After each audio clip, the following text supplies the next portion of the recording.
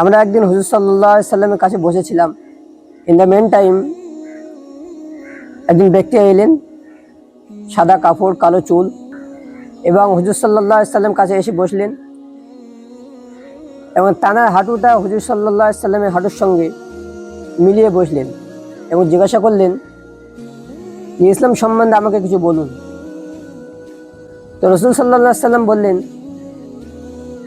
যে আল্লাহ ছাড়া কোনো মাবুদ নাই, মুহাম্মদ সাল্লাল্লাহু আলাইহি সাল্লাম আল্লাহর রাসূল, এবং নামাজ কায়েম করবে, রোজা রাখবে এবং অর্থ থাকলে হজ করবে। দ্বিতীয় প্রশ্ন করলেন যে মুহাম্মদ কিয়ামত সম্বন্ধে আমাকে কিছু বলেন। তো ওই ব্যক্তি চলে যাওয়ার পর বিশ্বনবীর সাহাবাদেরকে জিজ্ঞাসা করলেন যে বলো তো এই ব্যক্তিটা কে হতে পারে। তো সাহাবারা বললেন ইয়া রাসূলুল্লাহ আপনি বলুন। রাসূল সাল্লাল্লাহু আলাইহি সাল্লাম বললেন এই ব্যক্তিটি জিবরাইল আলাইহিস সালাতু ওয়াস সালাম তোমাদেরকে শিক্ষা দেওয়ার জন্য এসেছিলেন।